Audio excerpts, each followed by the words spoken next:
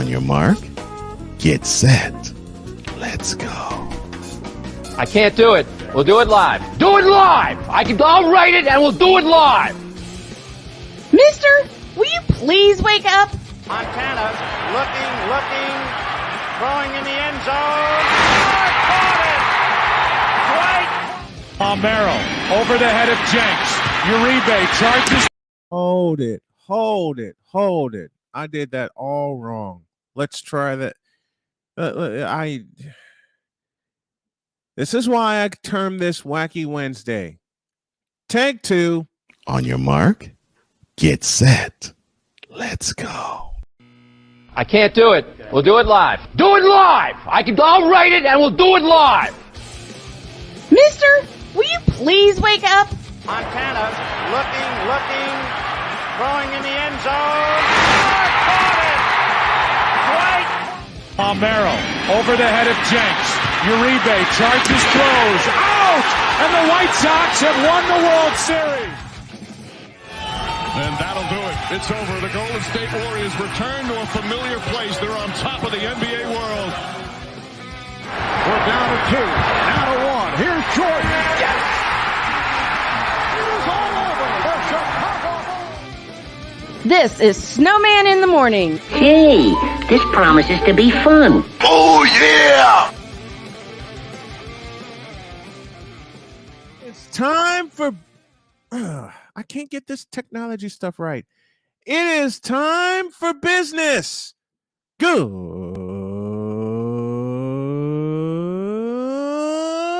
morning. Welcome to... I told you I can't get this technology stuff right.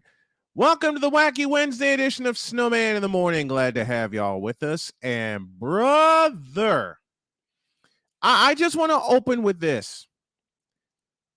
The Brooklyn Mets got their ass kicked by the, you ready for this?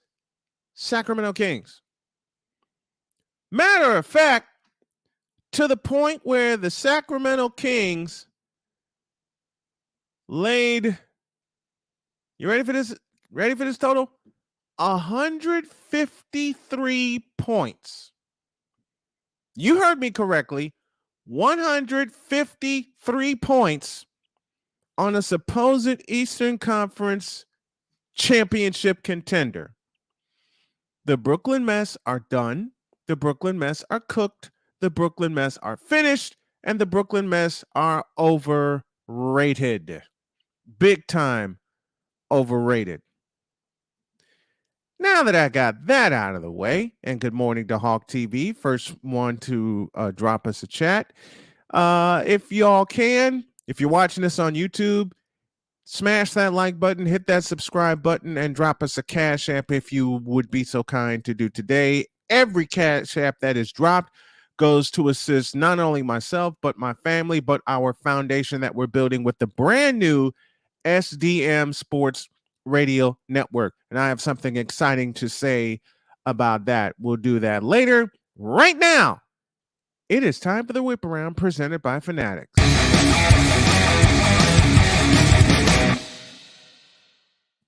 When it rains, it pours for the defending Super Bowl champion Los Angeles Rams. And they now have lost Cooper Kupp to an injury. According to USA Today, a high ankle sprain will keep Cooper Kupp out, and it will require surgery. He is scheduled to undergo a tightrope procedure on his ankle today. He'll be placed on injured reserve, meaning that he will miss at least 4 games. McVay said, quote, "Let's just take it one day at a time. Let's see how the procedure goes when he gets done. I don't think you want to pigeonhole yourself into one approach. But you do know the first step is the surgery, and the appropriate steps will be followed after that. That's where we are right now." Close quote. The Rams are hopeful that Kupp will return this season. You know what I say to that? I say hang it up for the year and recalibrate for next year, because the Rams are cooked. All right. I hate to say this, The Rams are absolutely cooked. They're done. They're roasted. And speaking of injuries, the 8-1 Philadelphia Eagles will be without Dallas Goedert for an extended time with a shoulder injury. The Eagles suffered their first loss on Monday night to the Washington Redskins, and the shoulder injury came on a second-half play when Goddard had his face mask grabbed, which the officials missed and didn't call a penalty on Washington. We discussed this yesterday. Goddard should be back before the end of the season, but in the short run, it adds much more pressure to Jalen Hurts and his receiving core. The reliability of a tight end. How many years did Troy Aikman rely on one Jay Novacek? How many years did Steve Young rely on one Brent Jones? How many years have the 49ers of current stature relied on one George the Animal Kittle? As my partner Cole Johnson now joins the fray. How are you, my man? Doing good. How are you? I'm good. The Nets got their ass kicked last night. Oh, I'm sorry. Wow. That actually made you happy? Considering A, it was the Sacramento Kings, a dark horse I predicted. B, it was on TNT last night. And C, the most impressive thing, 153 points. And I thought that they said the Nets actually were playing good defense. What happened? Sacramento hit 22 threes. But they also gave 116 to the Lakers too early this week. So I haven't heard that joint, and they play now at the Golden One Center. That joint hasn't been. I've never heard that joint so loud since the 2002 Arco Arena. Yeah, but say since that building opened. I don't think I've ever heard that building loud like that. And Mike Brown is the coach, four-time champion. Mm-hmm. Four-time champion because he coached the Golden State Warriors. I think there may be a Northern California clash for playoff seeding. Not playoff spots, but playoff seeding. You heard it here first. Well, let's see how they roll. Let's see how the Kings grow. Let's see. Let us see. And speaking of seeing, credit to Brian McCarthy for this. The New Jersey Devils have now won 10 in a row. Congrats to the Devils. Congrats to the New Jersey Devils. Yeah, I heard that's the first time that hasn't happened since W was president. Yes. And the New Jersey Devils are not playing around. Martin Brodeur, I applaud you. I applaud your organization. And let's see how the Devils continue to roll. I'm loving that story. Yeah. I'm loving diving back into hockey again because I took a year off from following hockey after the scandal went down with my Blackhawks, but I'm back in it now. I'm back in it. And Ryan, once again, we give Ryan credit for this update. Congrats to your New Jersey Devils. 10 consecutive wins. Each win is 2 points, and they're starting to run away with the Atlantic Division. Let's see how that plays out. Julio Rodriguez was named American League Rookie of the Year. Boo! I'll explain why I'm booing later. Terry Francona has been named American League Manager of the Year. Once again, I'll explain why I'm doing that later.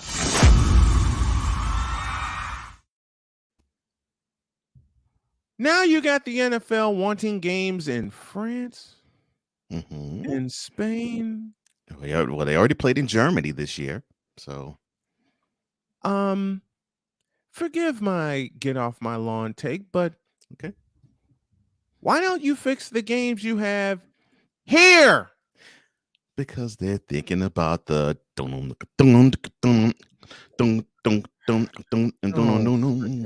money, money, money. Now they have found a time where it could be conducive to television viewing here and attendance over there. Because it looks like they're settling on 9:30 a.m. Eastern on a Sunday. But most sensible people over here at 9:30 Eastern on a Sunday morning are doing what my wife and I were doing on Sunday morning, sleeping. And you know, if they actually do pull the trigger and have NFL teams over in Europe, that would mean they would have to have the Super Bowl start earlier. You had the World League of American Football from 1991 to 1997. Isn't that enough? I mean, you had the Barcelona Dragons, you had the London Monarchs, you had the Frankfurt Galaxy. Enough! But they royally screwed that up. You know that, and I know that, but I still say, enough! You blew it with that league. You didn't market it correctly.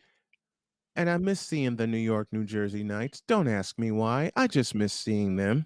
Here's where they'll have to tweak, Ryan, that point right there. Yes. You're in a church on a Sunday morning. And thank you for the British cursing instead of the American version. I think that is where the bump is now. It's like they got to find the right groove as to, okay, what time is good enough to where American audiences can still see the games over in Europe, where the Europeans won't be angry that the games start too late for them on Sunday evening.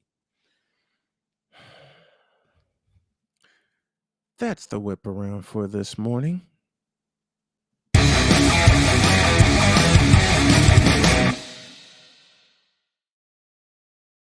The whip around is presented by Fanatics. Go to snowmaninthemorning.com/fanatics. Support your favorite team, your favorite player with different kinds of gear. And if you use the code SIT morning, you'll get a percentage off of your first purchase. Now you said that he said it in an Irish accent. I dated a British woman and she said it that way too. Often. I've heard I've heard it that way. Yeah. Rod's here and he put this up.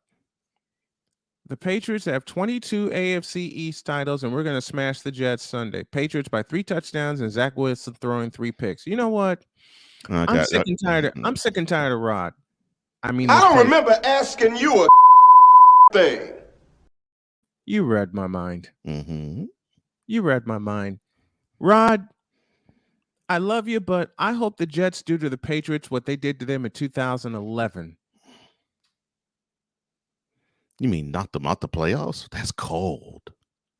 I mean knock them in the mouth. Wait.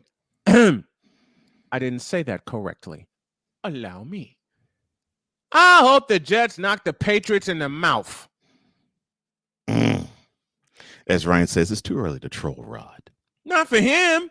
Oh, no, it's not early enough. But McCoffee, I know of it. Oh, Lord. Oh, but McCoffee.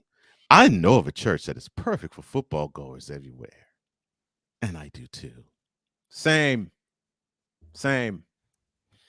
A pause for a break because my stomach's trying to do backflips. Oh, Lord. And I'm not going to let it. So we're going to go to a break. And when we come back, I think we're just going to go ahead and go off the board. Okay. We did our script for the day. I got some ish to talk about the Brooklyn mess. Oh, Lord. Why? Because it's funny. It's sad. Why? Because Ben Simmons sucks. Why? Having humor at the expense of that team. Why? Because the Brooklyn mess are a bunch of cowards.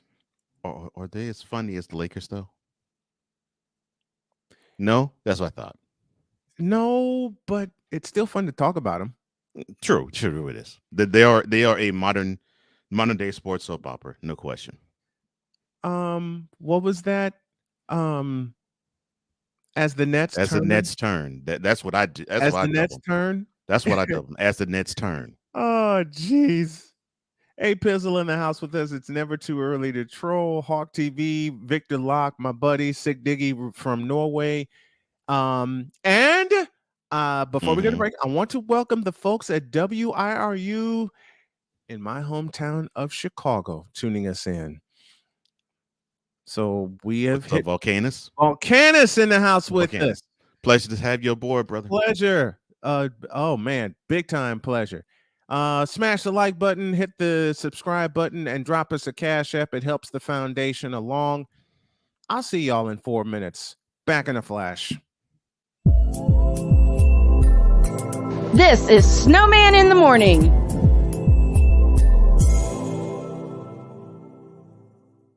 SeatGeek is the ticketing app for fans like Boomstick Lady. No free throw is safe from the roar of her sticks. SeatGeek helps her find a seat in the direct eye line of the shooter so she can sit where her boomsticks make the biggest boom. Everybody okay?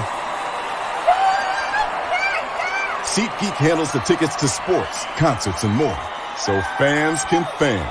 Have you had a chance to visit the brand new Snowman in the Morning shop yet? You haven't? Then what are you waiting for? Go to our new web address, snowmaninthemorning.com/shop. That's snowmaninthemorning.com/shop, where you can shop for all kinds of items like a coffee mug, a t-shirt, a sweatshirt, a book bag, and everything else that you need to have the same outfits and the same gear that the crew has. And with each purchase, you will be helping the Snow Strong initiative. We got a lot to do in a short time to get there. Go to snowmaninthemorning.com/shop and get the same stuff that the crew has. And when you do that, tell them Snowman sent you. Thanks. This is a BS3 Network presentation. Politics. They'll write the law, but they'll enforce it differently. Is that going to apply both ways? Religion. God never said that we can't reason together. Matter of fact, he said, let us sit and reason together. Relationship. I believe that everybody wants and needs somebody. From a man's perspective. They say, girls, if I put some polish on that and get him to buy some different clothes, girl, he could be a winner chicken dinner. Join the thought engineer. There's nothing wrong with me developing my piece and you developing your piece, but understand the goal is to come together. And comedian John Yogi. Negro, I don't need you putting on no chapstick up there in the pulpit. You do that over there in your chair. Get ready for Let's Talk Monday. Live every Monday at 7 p.m. Central.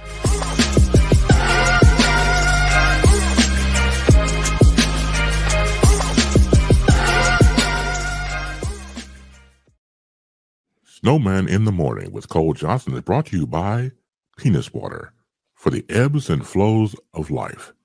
Trust Penis 15 Water. Why does that ad make me crack up every time we play it? We're back. Cole Johnson there, Snowman here. The chat's already lit up. Nothing like drinking coffee, watching Snowman in the Morning with Cole Johnson, and chatting in the chat. Well, thank you, Rod. We respect you and we love you for being here with us. And grand rising to you, Volcanus. Why is it fun to make fun of the Lakers and the Brooklyn mess?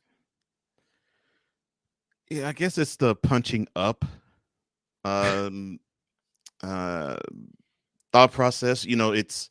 It's fun to punch up at something, but you're a bully if you punch down to it, if you understand what I'm saying.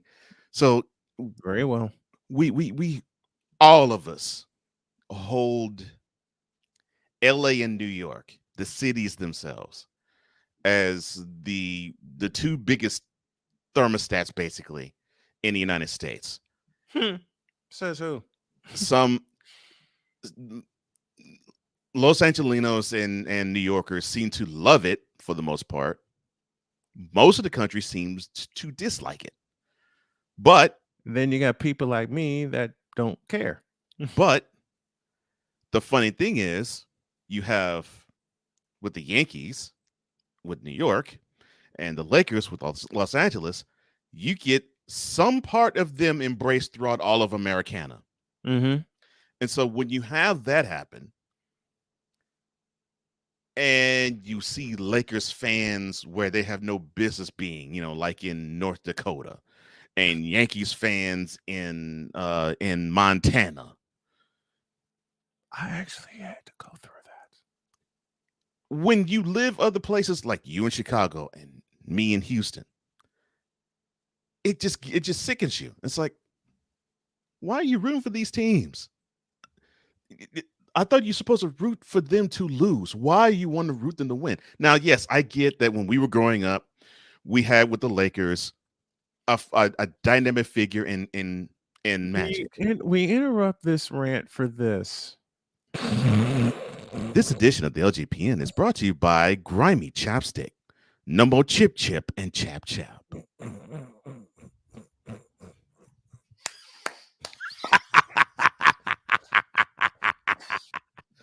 Look for that to be a commercial sometime soon. I'll say that on the air. How about in 45 minutes?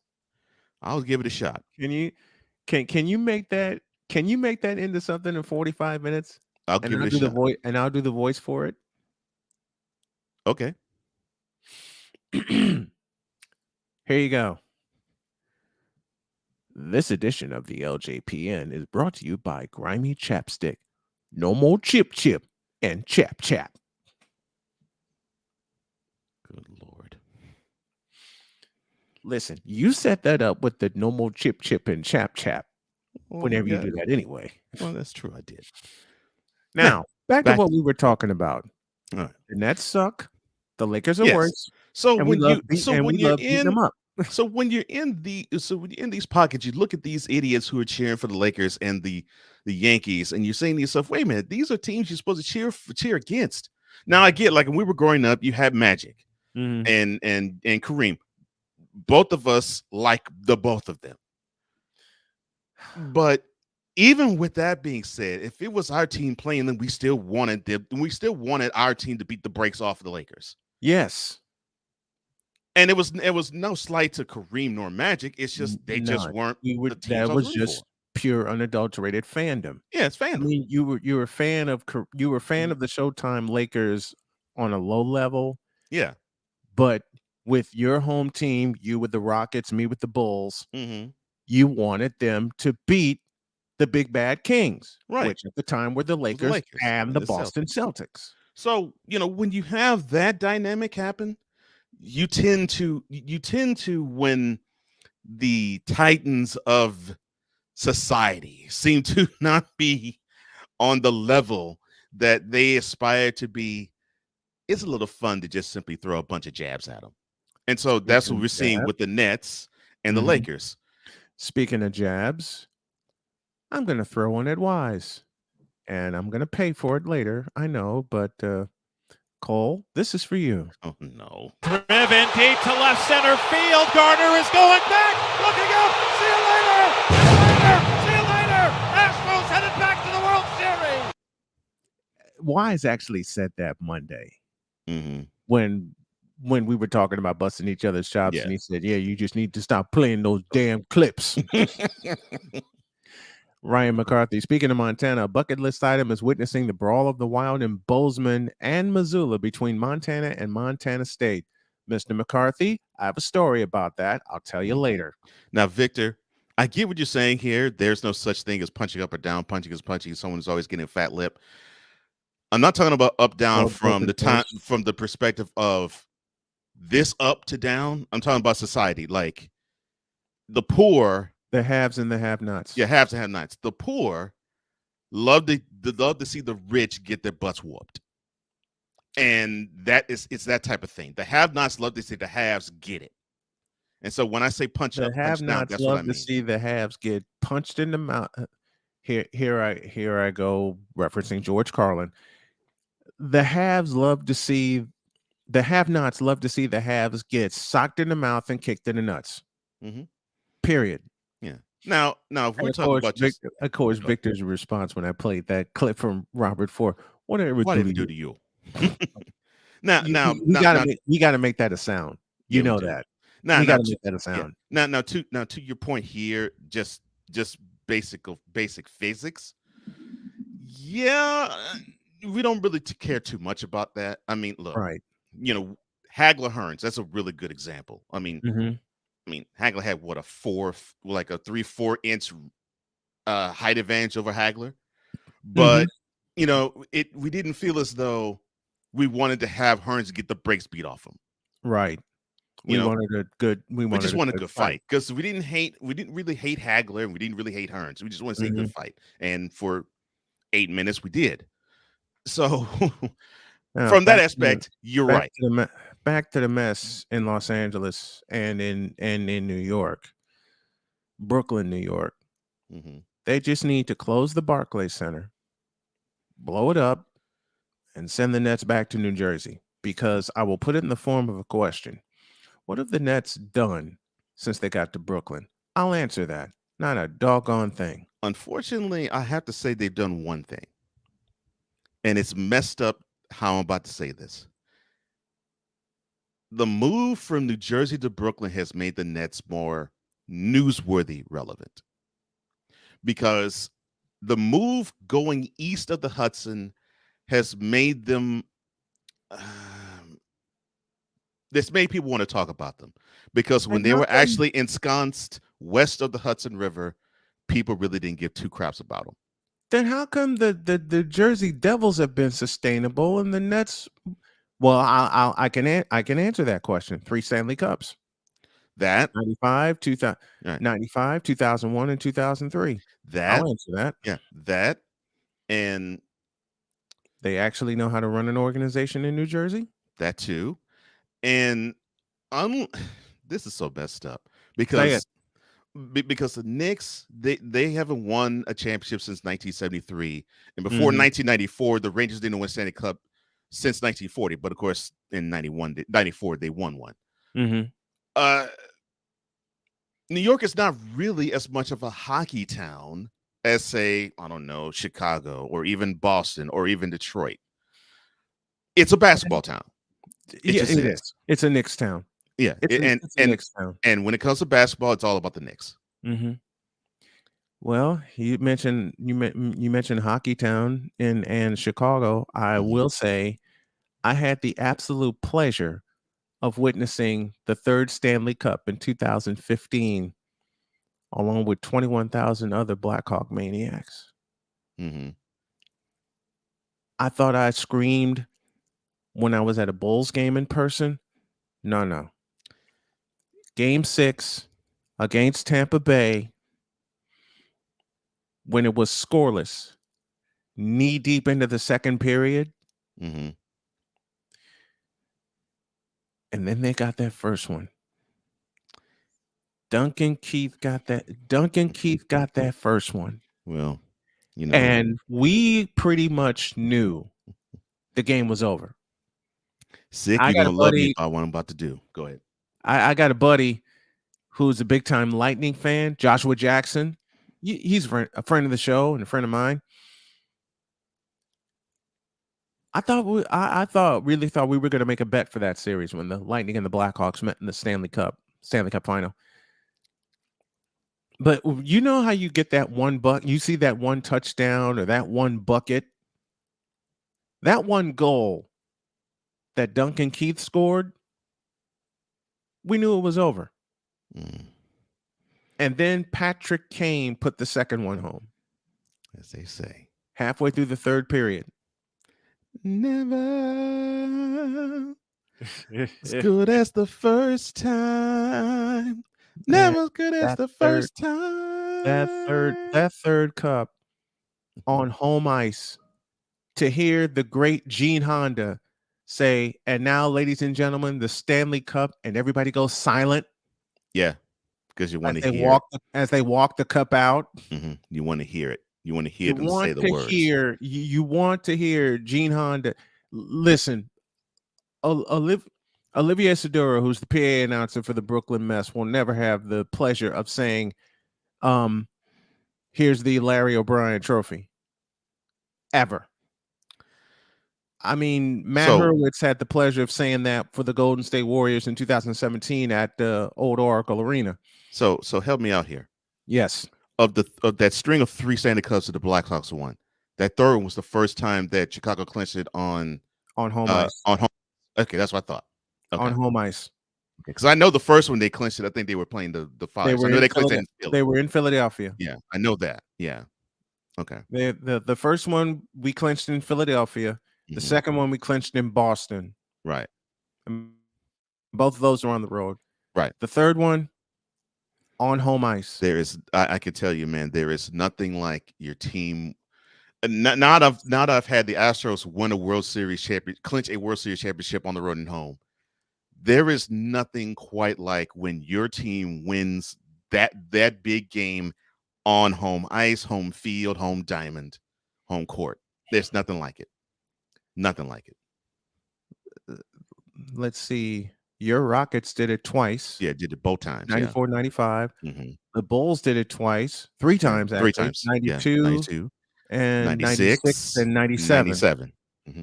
And 97 was John Stockton's going away present because MJ looked at Steve Kerr and said, if Stockton comes off of me, and Kerr said, I got you. So what happened? Stockton made the mistake of coming off of MJ and crack. Steve Kerr knocked it down. Mm-hmm. Thank you, Andrew. No. And I'm only saying it because of observation. But yeah.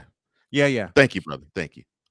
Which prompts a trivia question. I know you hockey buffs will get this. Mm-hmm. I am imploring you to make an intro and outro of a trivia question because I want to start doing this every day also. Mm-hmm. Who was the last Conn Smythe Trophy winner for the losing team?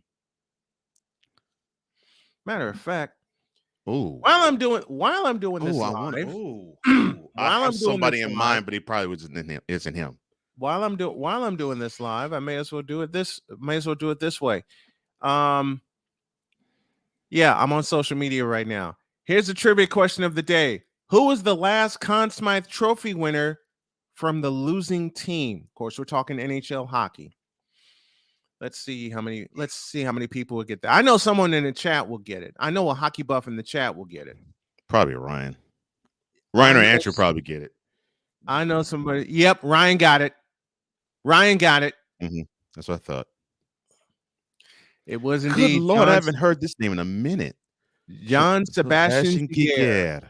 Oh my gosh. 2003 for the Anaheim Ducks.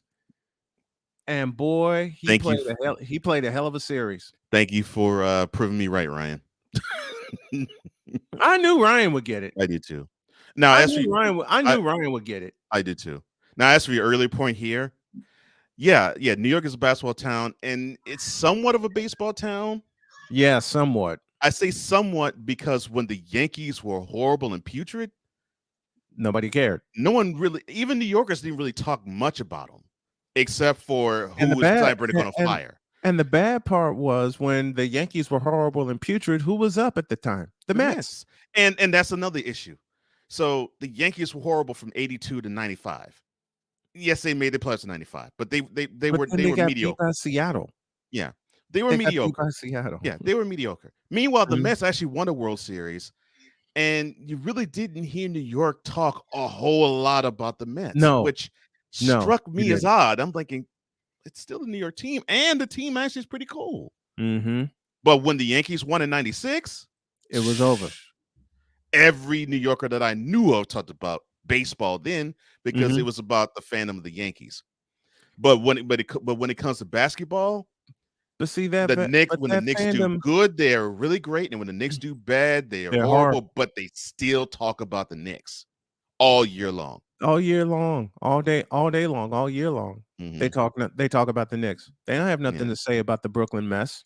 Yeah, they have nothing to say about the Brooklyn mess. And this team that I saw last night in Sacramento, the same Golden One Center where the Brooklyn mess wiped out a 25-point deficit in the fourth quarter a few years ago.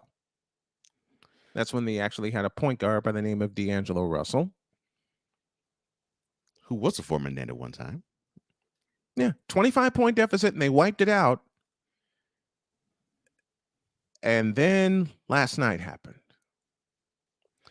I just don't.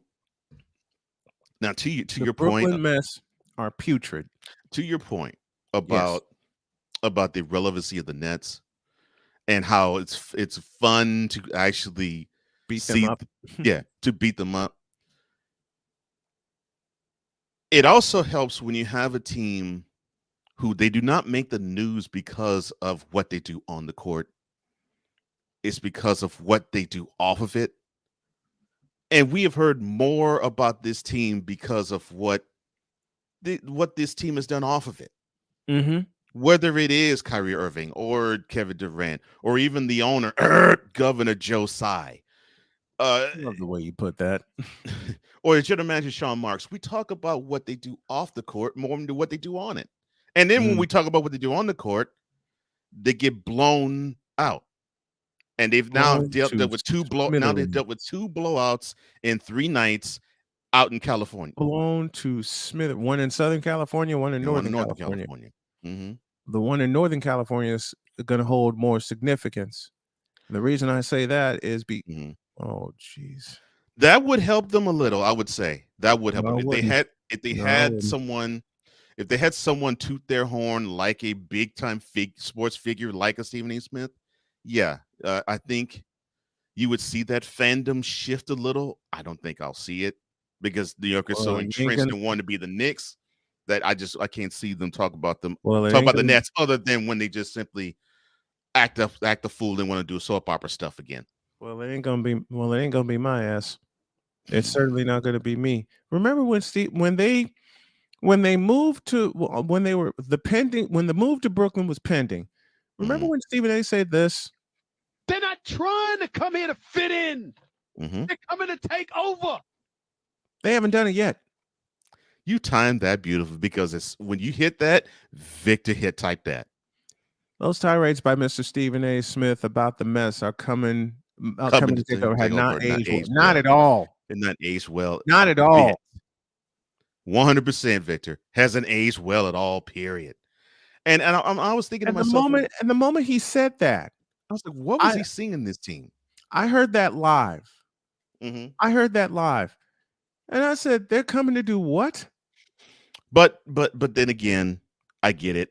And this is the arrogance of the Knicks and how big of a presence they have and the shadow they cast, that blue and orange shadow they cast over New York.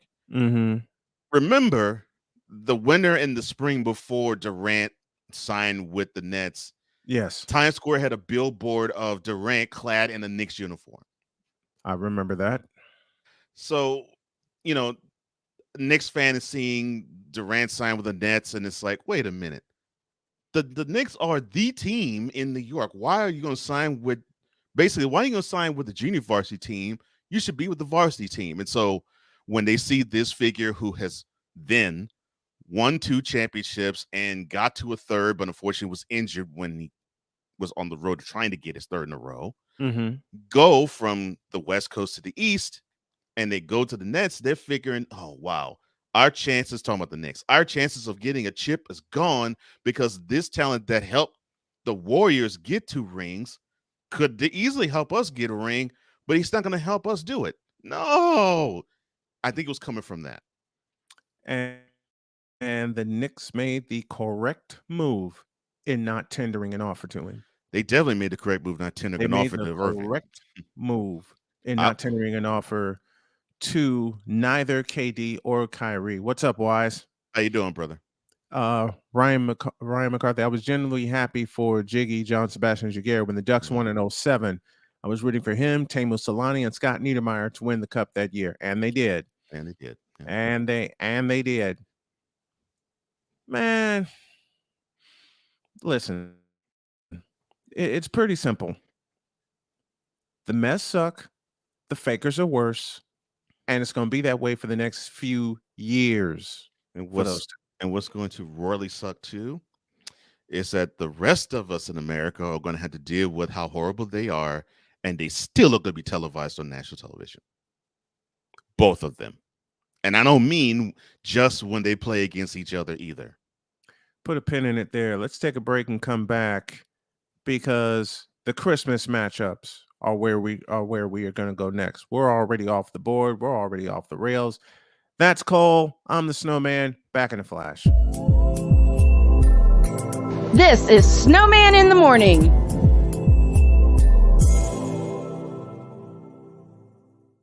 SeatGeek is the ticketing app for fans like Boomstick Lady. No free throw is safe from the roar of her sticks. SeatGeek helps her find a seat in the direct eye line of the shooter so she can sit where her boomsticks make the biggest boom.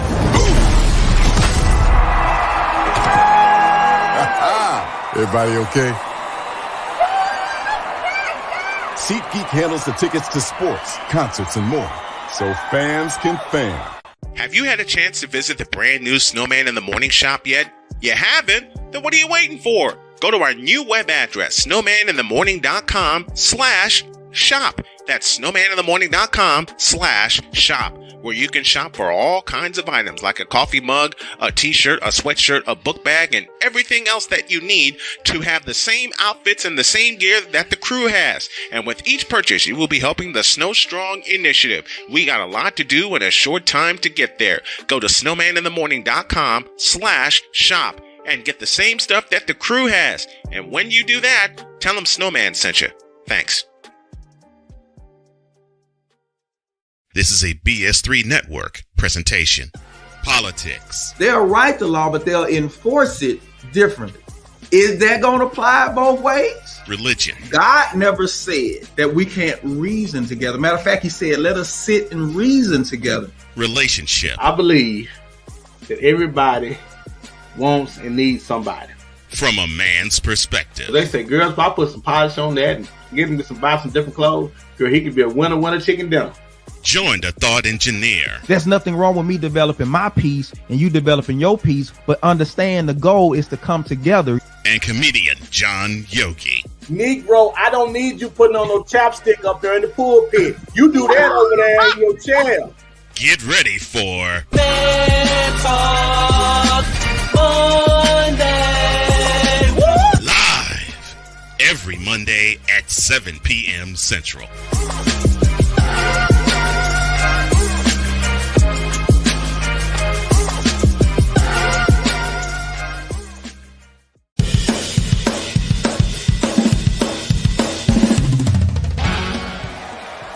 For Steph Curry, Tim Anderson. Jordan Alvarez. And it's caught.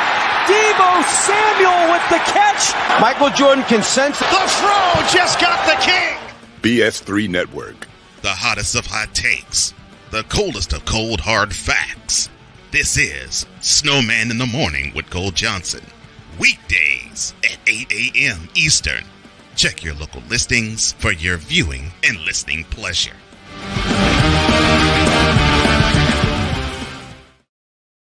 Snowman in the Morning with Cole Johnson is brought to you by Penis Water for the ebbs and flows of life.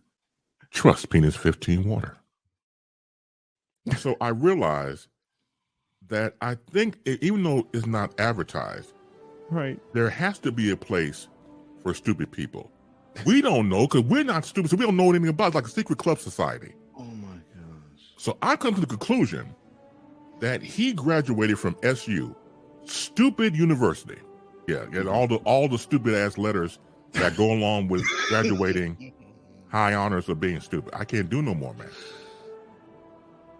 Vámonos, dominos, vámonos. Stupid University, where everyone graduates magna cum stupid.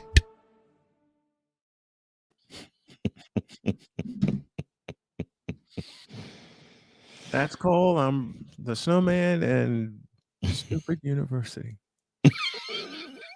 Could that apply to the two teams we were talking about last segment? I think it would apply to a lot of definitely both front offices. Yeah, I agree with that. It's sad. It's horrible, man. Speaking of Stupid University, that could also apply to some voters. Give me my take. Oh Lord! Before give you your take, Let's see. Okay. I just had to see something real fast. Uh-oh. All right. What you got? Oh, no, nothing. Your take is coming right about. The heck is it? I don't know. You moved it. There we go. Okay. No, I didn't move it. Right about now.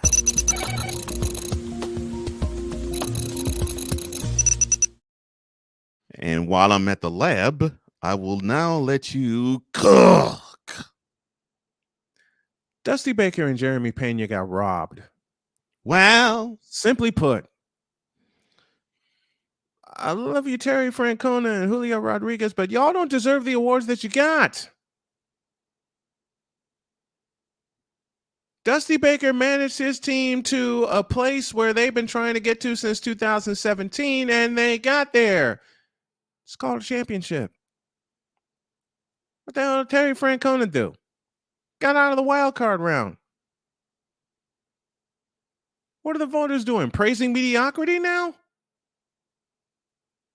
Listen, nothing against Julio Rodriguez. I know he was the big thing. But Jeremy Pena completed a double play that's very rare.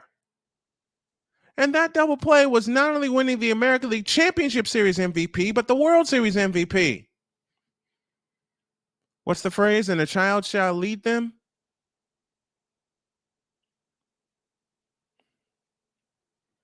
Jeremy Pena and Dusty Baker got robbed, period.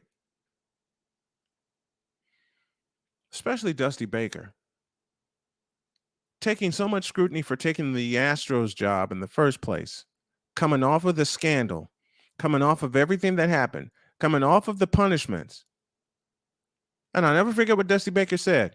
When he was asked early on, have the players gotten over being suspended and things like that? Dusty Baker said, we're already over it. We're trying to win.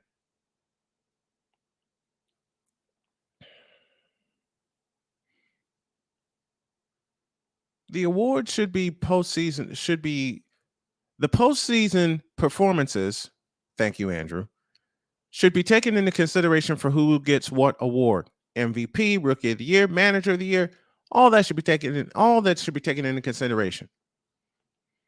It's just like the regular season awards for the NBA and the NFL and every other league.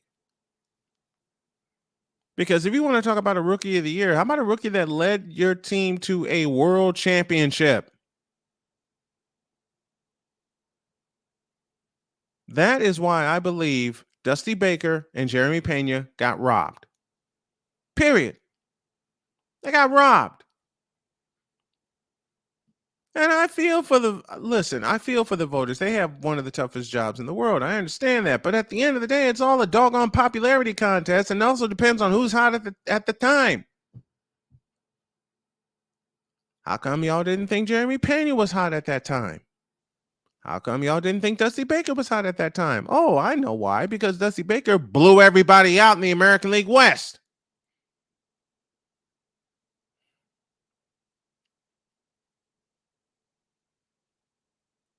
I know one man can't influence the rules of voting for awards they give after the postseason, but don't you think that the postseason and the performances they're in should be included in the voting? I think they should. That's one reason why I believe Stephen Curry got robbed not once, but twice. 2017, 2018. What the hell is Russell Westbrook and James Harden doing winning MVP awards? They didn't deserve them. They didn't earn them. Because both of them got their ass kicked in the playoffs. Both of them got their ass kicked in the playoffs. Hell, the Houston Rockets lost to those same Golden State Warriors in 7 games, with the 7th game being on their home floor on Memorial Day in 2018. And as my partner brought up so many times over, the Rockets had a perfect game plan in game 6 and 7. They kept Golden State off the 3-point line. And then in the second half, they allowed them to go crazy. from the same point, the same line where they went crazy the first 6 games. The 3-point line. And I know this take ain't about Stephen Curry, but I'm just illustrating a point about postseason awards or awards given after the postseason concludes.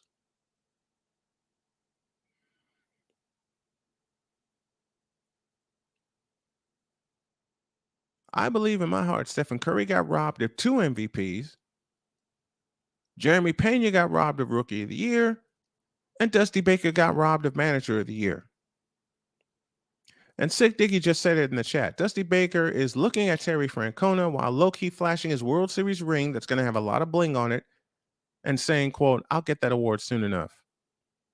Well, to be perfectly honest, as this season should have illustrated Dusty Baker being Manager of the Year, it won't, but that's okay. Why? He got what he wanted. He got what he pursued.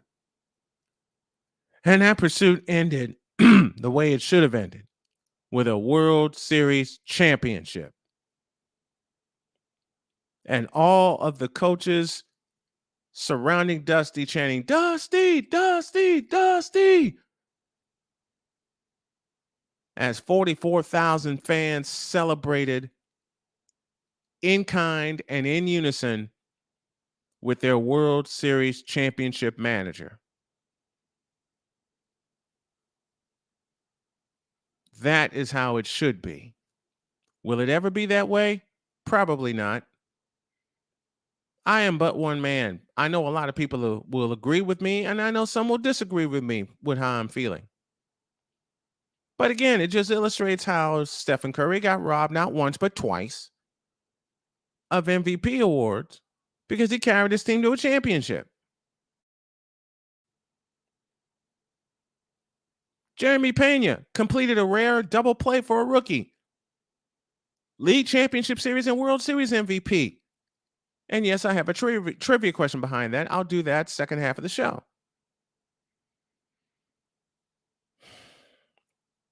But I'm glad Jeremy Pena and Dusty Baker are smiling and not worrying about the awards, because the awards that they wanted, they have.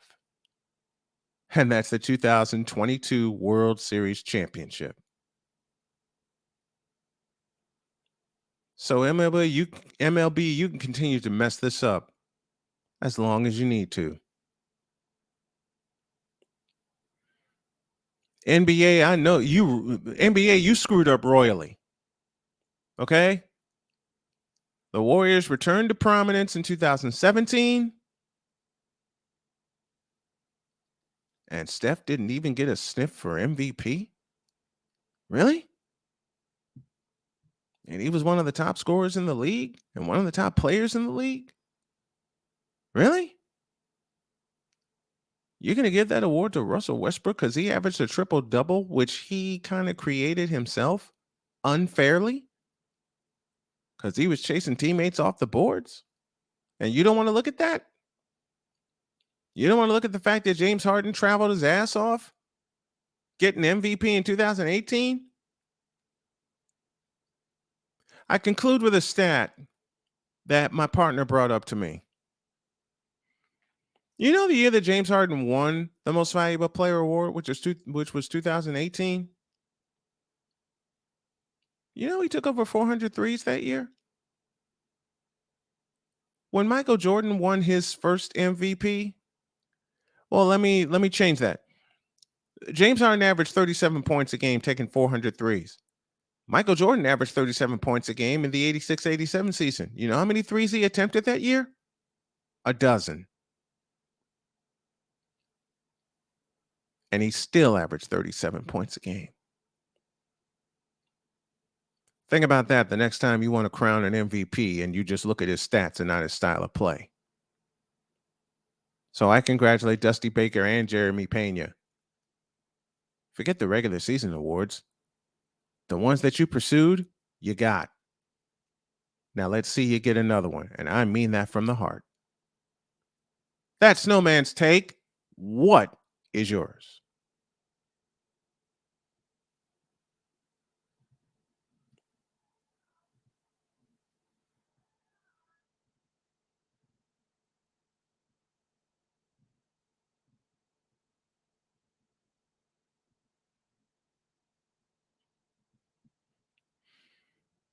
You're quiet over there, dude.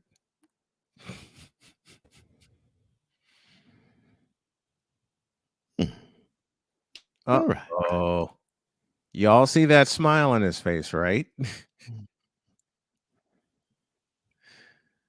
Do y'all see that wicked smile on his face? Ah, jeez.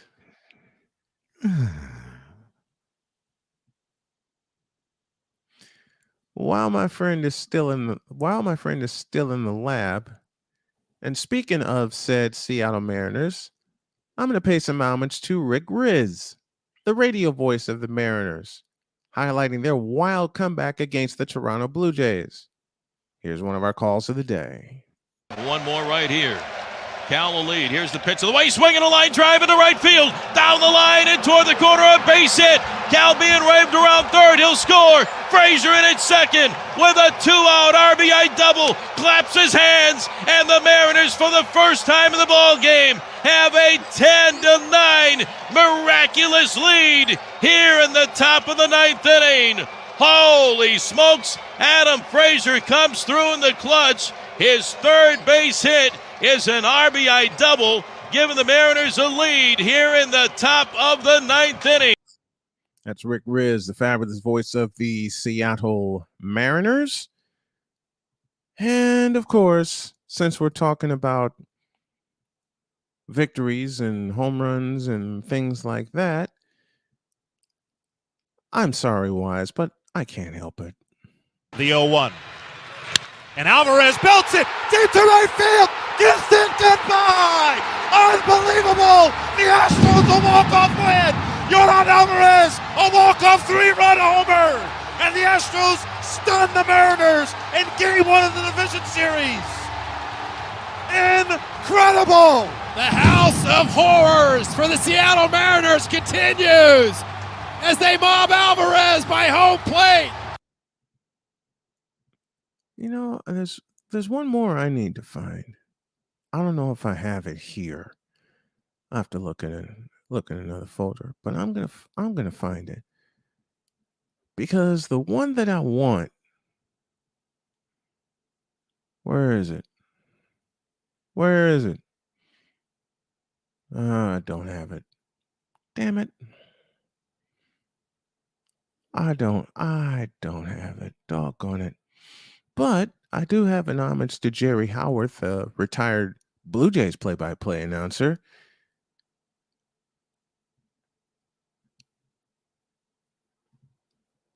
There they go. 3-2 pitch. Fly ball deep left field. Hooking down the line. Hooking.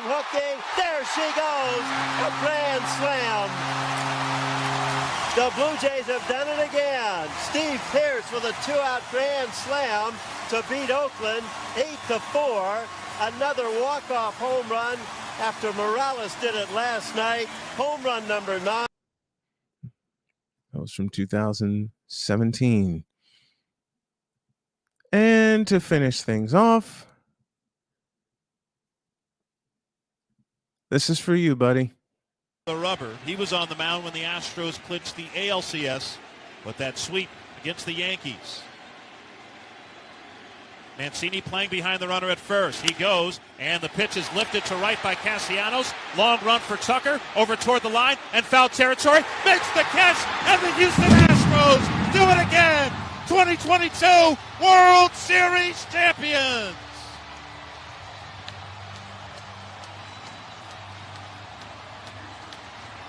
For the second time in 6 years, the Astros are baseball's best. And with that happening, with the Astros becoming baseball's best, where is it? What am I looking for? Where is it? Oh, doggone it. It moved. It moved. Well, with the Astros becoming baseball's best, Cole Johnson went through this.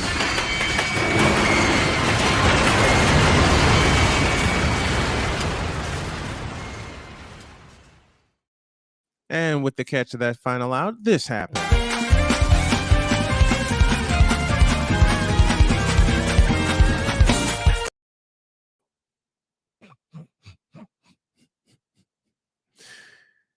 Now y'all know what's coming. Hour 2 starts right now. On your mark, get set.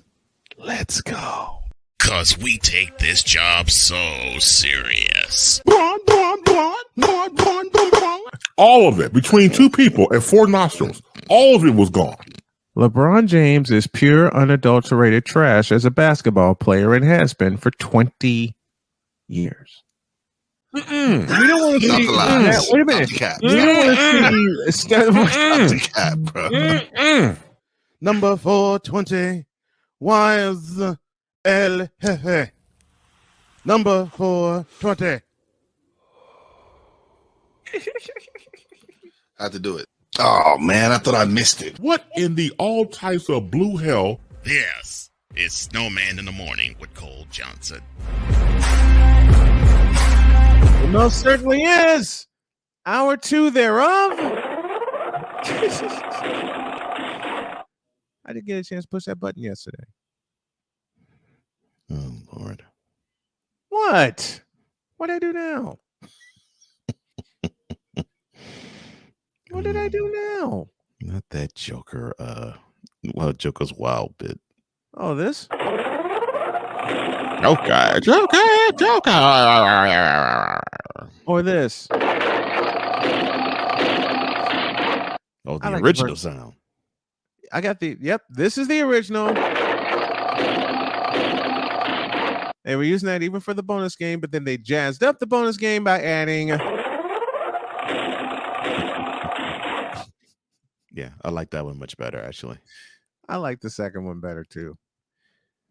As we talked about yesterday, I'm going to stay away from the buttons because the last time I pushed the button while Cole was doing LJPN and I pushed this, you tripping. Cole nearly fell out of his seat. Oh, my. But in playful fashion, I say, you asked for it. I did. But I know, but I also know where you're coming from when you had so much in your head that was making you laugh anyway. Mm-hmm.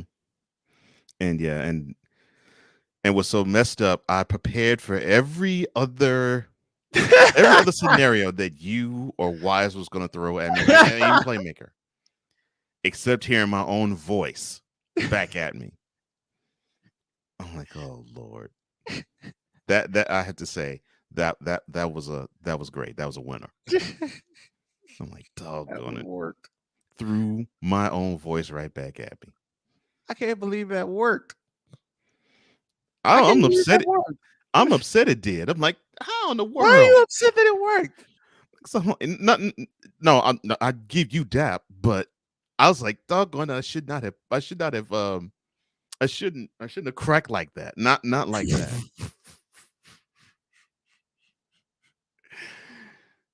And how many times have you made us crack like that? I mean, hell, the first time the first time you did that bit, mm-hmm. You broke us. Anyway, it's hour 2. You know what goes on during hour 2. My gauntlet is ready, and y'all about to hear some. Oh Lord.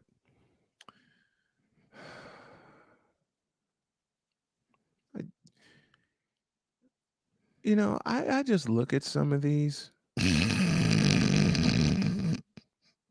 The reason why I created the segment we're about to go into in the first place. Mm-hmm. Mm-hmm. Y'all just see the look on my face, right?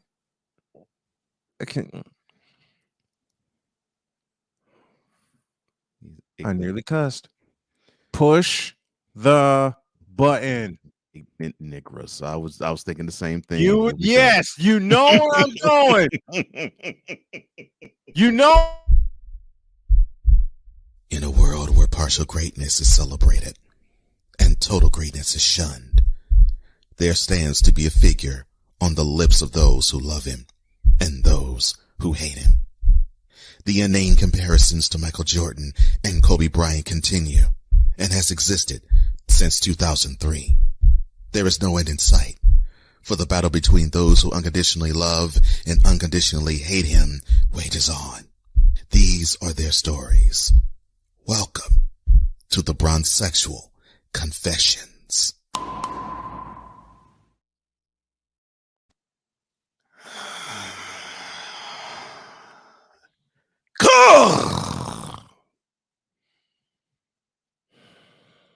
There is no end in sight.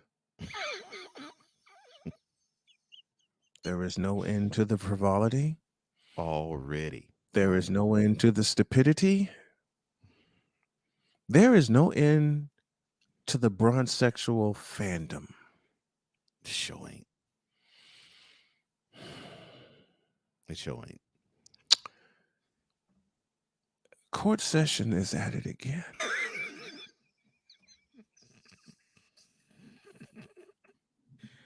Oh, Lord, not court session. Again. Okay, so why? No, what trope are they championing now? Open it. Oh, Lord, all right. I had to ask. Why? Quote.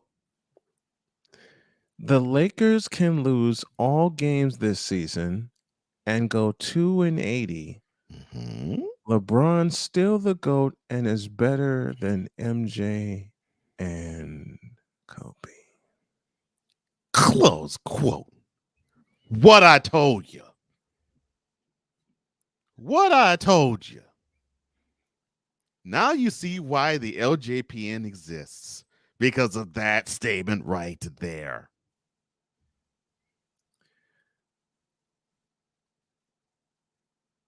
Verbatim. Court session, where have you been drinking the liquor?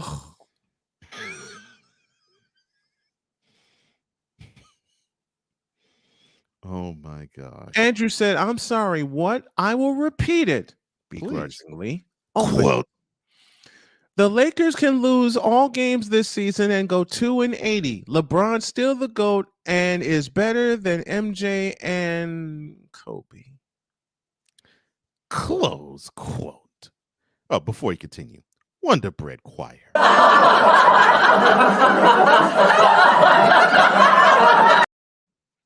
love you for that. Hey, court session, I have a very simple question for you regarding this frivolous statement. Simple. All right. What in the vinyl blue, yellow-bellied, red-blooded hell are you thinking? And that last word of my question implies that he has a brain. But for him to type this and make it public, that answers that question. That's right. He ain't. You're just not smart, are you? You're just not basketball educated, are you? I told you they just drinking on their hen. Yeah, off of that joystick. Did you show LeBron your whole facts? Oh, no. I need to know. Did you show LeBron your whole facts and he gave you permission to type this ridiculous statement?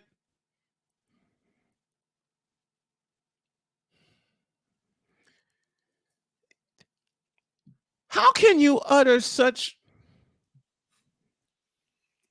ignorance?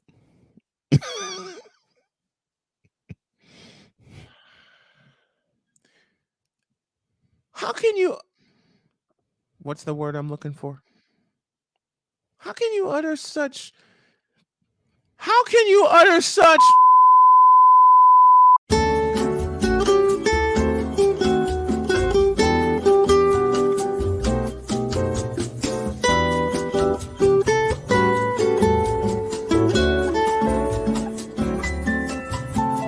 We are experiencing technical difficulties. Please stand by. The host needs to collect himself for a moment or two. Please stand by. host simply can't believe how people can be such dolts and idiots. Please stand by. We now return you to your regularly scheduled programming, already in progress.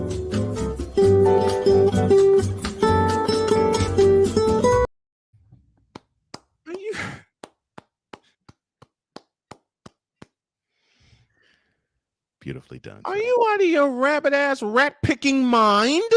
Yes. Oh, and then Razek Hernandez. Just wake me up before you go. Got my whole fix about the ho. I hate you, Victor Locke, but I love you for that. Razek Hernandez continued the frivolity. Oh, Lord. You actually called this frivolity? That's the best word I can think of without swearing. Okay. When he said, quote, Jordan never came back from a 3-1 deficit, ... I'm just saying. Close quote. He was too good to even get down to a 3-1 deficit in the World Championship Series. Okay, you non-basketball watching dumbass. Forgive me. Do you know the only time MJ was down 3-1 came in an Eastern Conference semifinal series against the eventual Eastern Conference champion Detroit Pistons? That's correct. The 1988. year was 1988. When the Bulls were getting their act together and Detroit had their act together. Right. You fool. Yeah. Oh, and by the way, when it came to the World Championship Series, when MJ showed up, he won it. All 6 times. And there was another one. There was No, Lord. Jesus Christ. I can't believe I'm going to read this next one.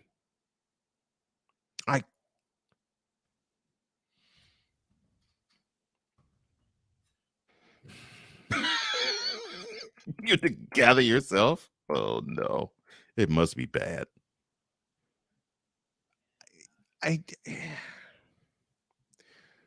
Open it. Oh, good Lord. All right. Wait, before you open it. Okay. Before you open it. Okay. Chad Evans,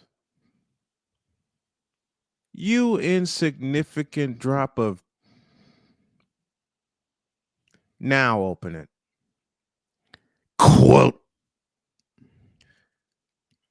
As a true competitor, I'll take a 4-6 finals record or over 4-0 any day.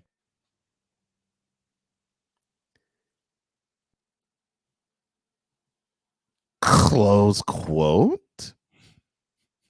Cocaine's a hell of a drug. Bitch, are you for real? Lord have mercy. Yes. Stay off the weed applies here. Goodness gracious. As much as I despise every word of this quote, and as much as I'll say to Chad Evans 100,000 times over, you tripping, dummy, I will read it again against my own will.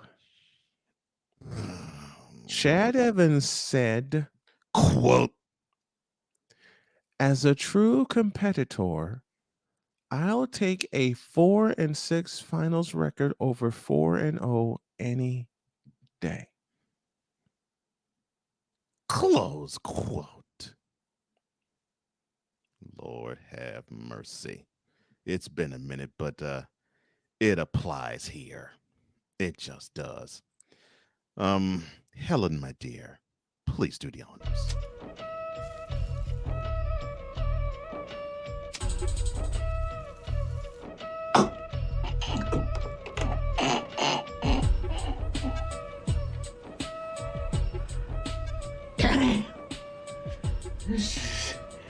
some good. Y'all some high as kite niggers. You'll take a 4-6 record in the Ultimate Championship Series Y'all some high as kite niggers. any That's day, all I gotta say about that. any day over being undefeated in the World Championship Series? High as a mother effing kite. Lord have mercy. Chad Evans, you stupid, idiotic, back-ass words, Imbecile. insignificant drop of.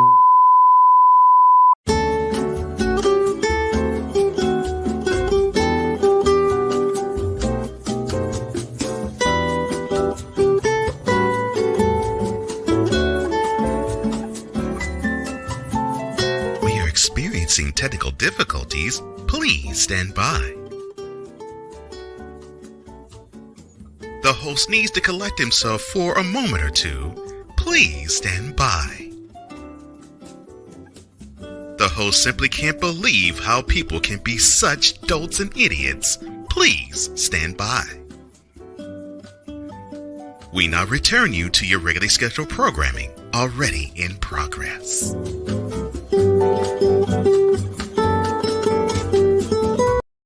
Stupid idiot. Lord have mercy. I'm glad y'all missed those last 90 seconds. Because I was saying I was not pleased. Wow. Oh Lord, there's more. Oh goodness.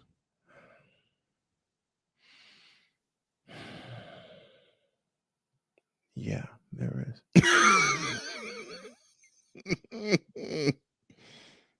The exasperation is absolutely hilarious.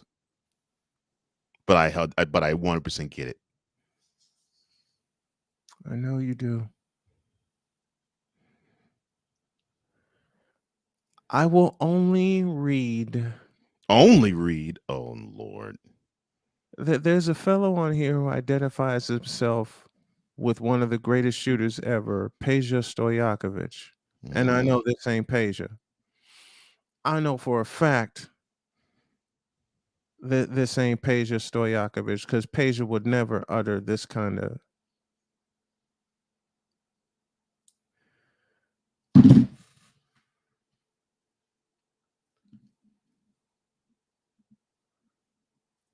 And as I say that,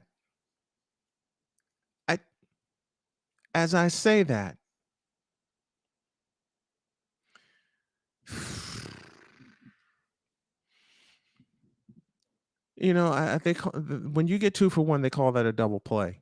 Here's the first half of it. This is why LeBron is the GOAT. Oh Lord. I know the only thing y'all care about is scoring, but look at these passes. I'm sorry, but Jordan's passes were so basic and his IQ was nowhere near LeBron's. LeBron is the best scorer ever. And and he didn't even finish his thought, you dumb. You dumb, stupid, idiotic.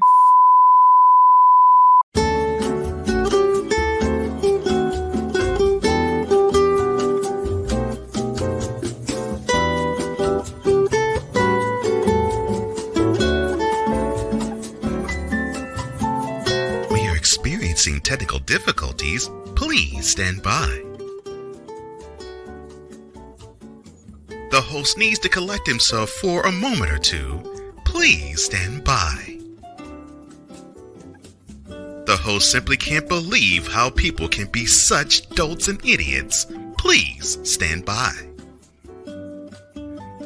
We now return you to your regularly scheduled programming, already in progress.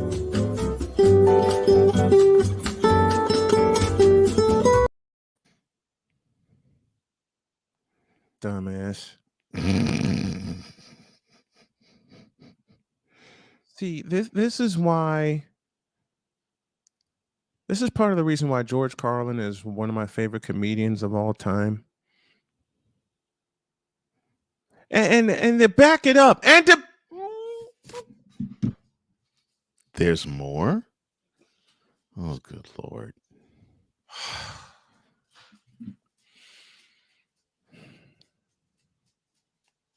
LeBron might lose to the Kings tonight at 9:30 and record some good stats.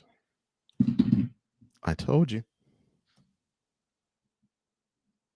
So you think when I do you insignificant mother.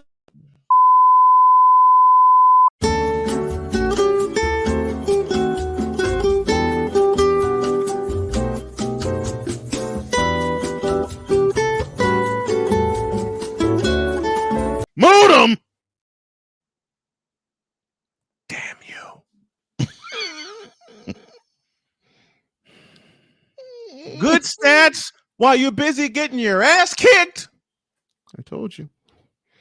See, you think you Let me think you're try right, this baby. again.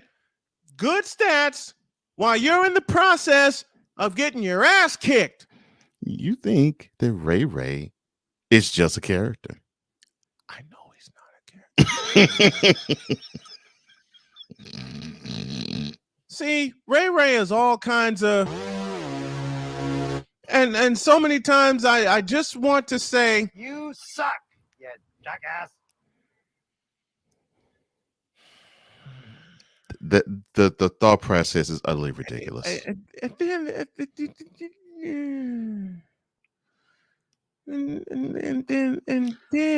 By the Kings, no less. Side note, who did LeBron lose his first game to? The Sacramento Kings. Yeah. And that was at Arco Arena. Arco Arena. Yeah. I think that's all. Yeah, all right. This is the last one. I implore you. I can't believe I'm going to read this doggone thing. But this Peja Stojakovic imposter has got to be stopped. Peja Stojakovic imposter. Imposter. Because he posted something in this. Open it. Just open it. Oh, good Lord. Okay, so the ridiculousness you're about to read says, quote, LeBron's team didn't help him in his 10th game as he scored 30 points while grabbing 8 rebounds and dishing out 5 assists. Goat emoji. MJ was carried by his team in their 10th game, even though he put out an epic performance. He finished with 8 points, 5 rebounds, and 2 assists. I'm sorry, but LeBron in year 20 is better than MJ in year 15. Close quote.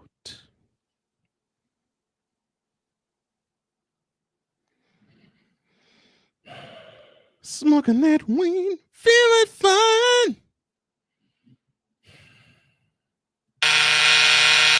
Boom, boom, boom, boom.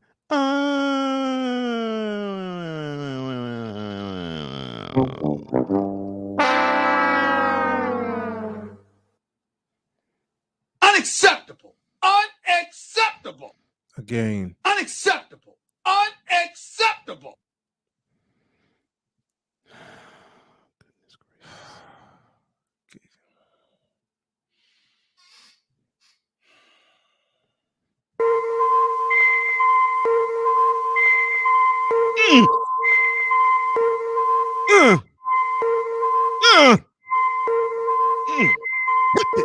Hit me. Break it down. No more whammies. No more whammies.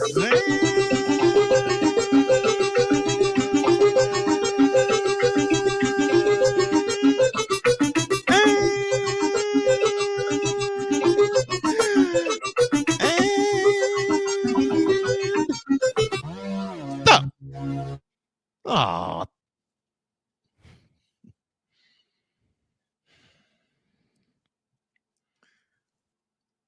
I thought the general idea was You play to win the game. Thank you, Herm. Yes. I'll say it again. I thought the general idea was you play to win the game. Say it again, Herm. Hello? You play to win the game. So with these bronsexuals typing all types of dumbassery tropes,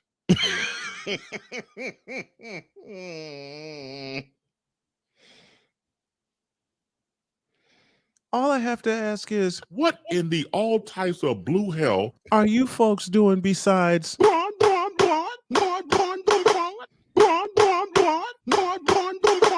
Yeah, they definitely going to see you clapping. Sometimes my brain just goes. Oh,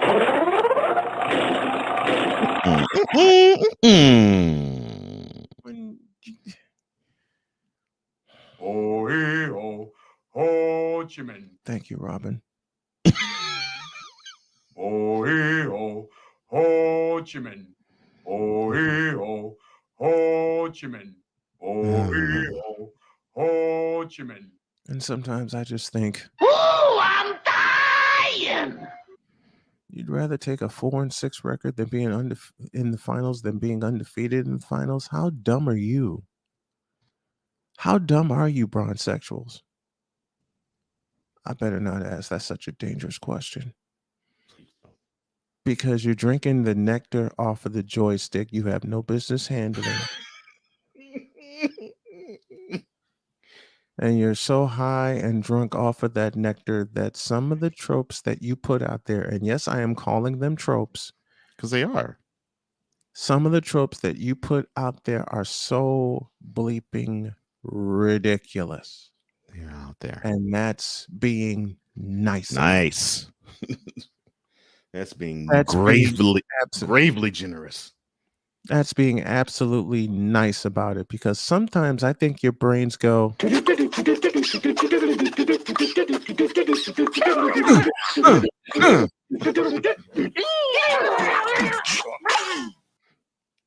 somebody told me that everything she wants is everything she sees. That does describe bronsexuals. in the worst freaking way. In the worst way. Oh, yeah! Which is what they say whenever LeBron suits up and their brains kind of go south with what could happen after the game. This is what I think happens to bronsexuals' brains. Hey, quiet! I'm talking here.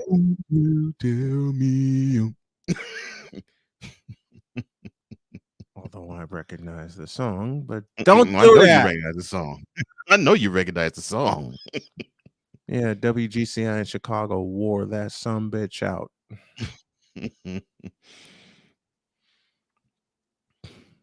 Bronsexuals, do y'all not get it?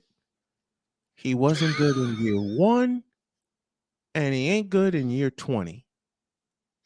All he wants is that scoring record, is the points, is the total points record. That's all he wants. He doesn't want a championship. And apparently y'all don't either. Because after that Mickey Mouse fake ass bubble championship in 2020, where he actually had 4 months to rest,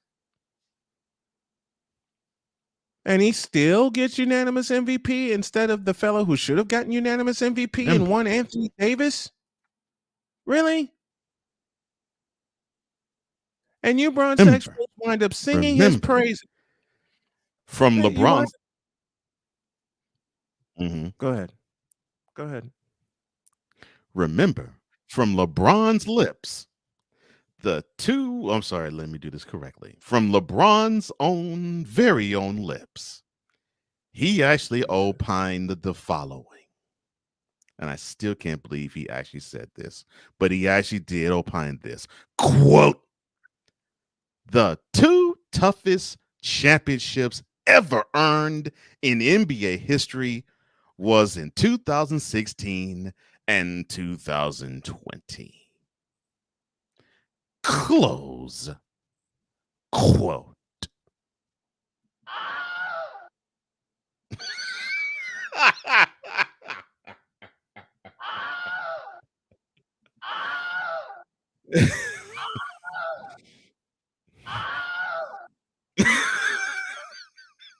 Shut up, fool!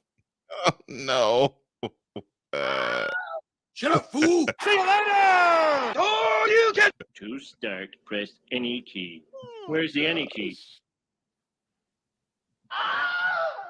Say what? Oh, God, I was not expecting that sound, but that was beautiful. Shut up, fool! Oh, crap! Ah, damn it! Ah, crap. Ah, crap! Ah, crap. Ah, crap! Utter ridiculousness.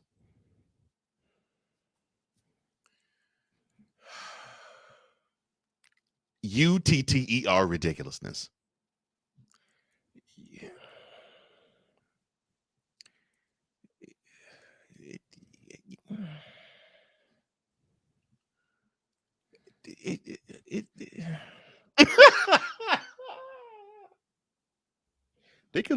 Them chumps can leave you speechless. I'll admit that. Oh, Lord, no, he didn't. Okay, the utter blasphemy. Youngsters over 30 in the game, 7 KD getting swept, but first run in the beat, choking in front of home crowd, and Steph getting carried to a conference finals, a finals MVP. All playoffs long and Jokic getting bounced the first round. It isn't about anything about the Brownsexuals. It's about this. Ladies and gentlemen, LeBron James is still the best basketball player in the world.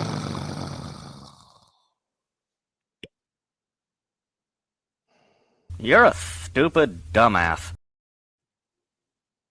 Euphoria. You cannot say filth, flarn, filth in front of people. Right. Damn! What? Bitch, please. Bitch, are you for real? Cocaine's a hell of a drug. And for the coup de grace.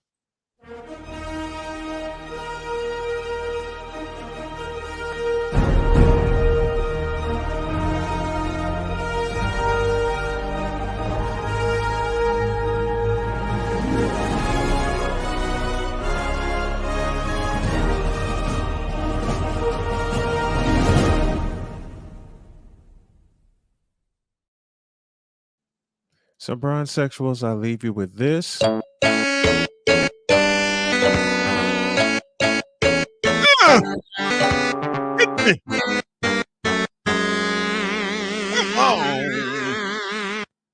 And this.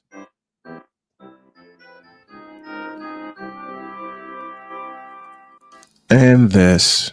So goodbye to you and farewell to thee. Now get out my face, you thirsty hooker whores.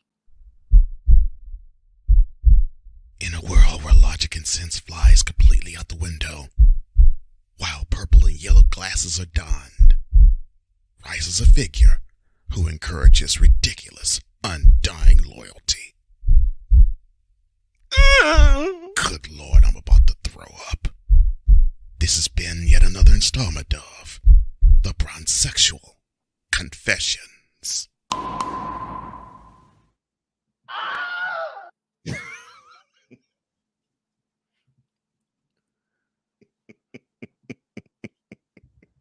Just with that soundbite alone.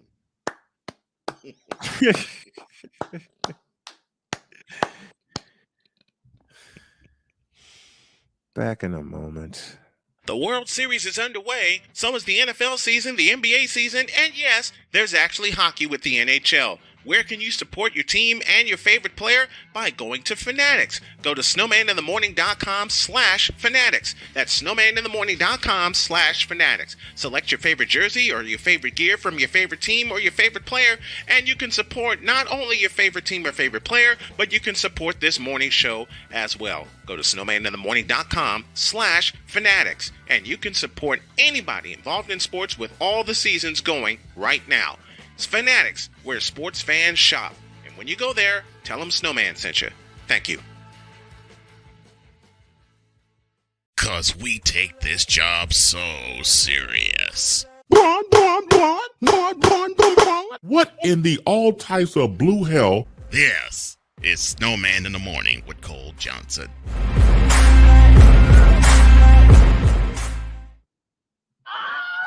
Shut up, fool!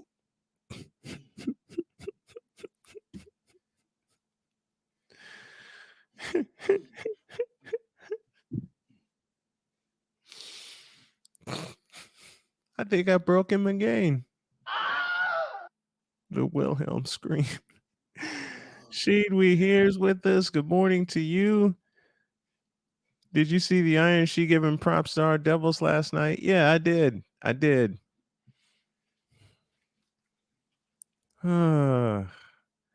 Morning, Cool. Giants on your heel. Cool is here? Yes, he is. He sure is. Hey, Cool. I still stick to my prediction of the our NFC championship match between the Eagles and the 49ers. For the simplest of reasons, they're the two most balanced teams in the NFC. Now, where'd my partner go? Oh, he's in the lab cooking. Oh, dear. Right. Andrew says, very well done, Snowman. Thank you. Thank you. And to Cool, the intro and outro for your show, gee, I wonder who did that. Absolutely ridiculously good. Ridiculously good. Of course, A Pizzle and the Wild. God. Wait, hold on. Did you just throw the Linwood all crap sound in here? Yes, I did. Yes, I did. I threw this in. Oh, crap! Ah, damn it! Ah, crap. Ah, crap! Ah, crap. Ah, crap! Yes, I threw that in there. Oh, Lord. And this. And this. And this. And this.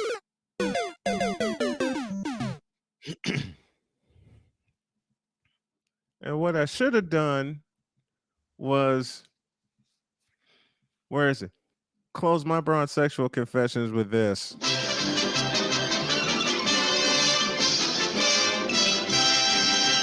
Yeah, I'm surprised you didn't.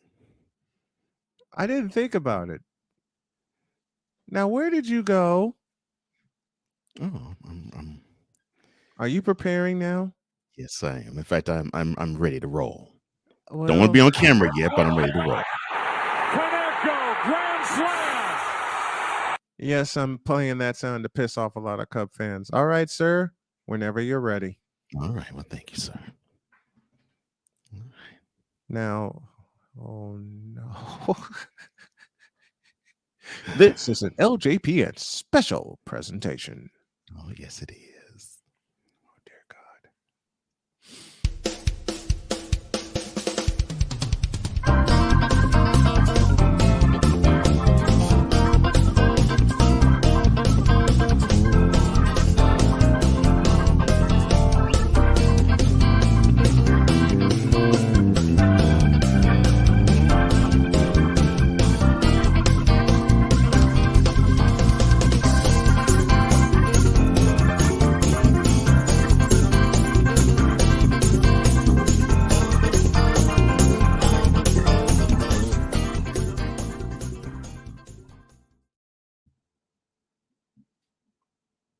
Yes. Welcome to the 65th Tabernacle Apostolic Pentecostal Methodist Catholic Baptist Church of the Chicken Wing, but we also know it as the City Fifth. And I am your preacher. My name is the Right Reverend Dr. Cardinal Bishop Pastor Deacon Winston Aloysius Jenkins.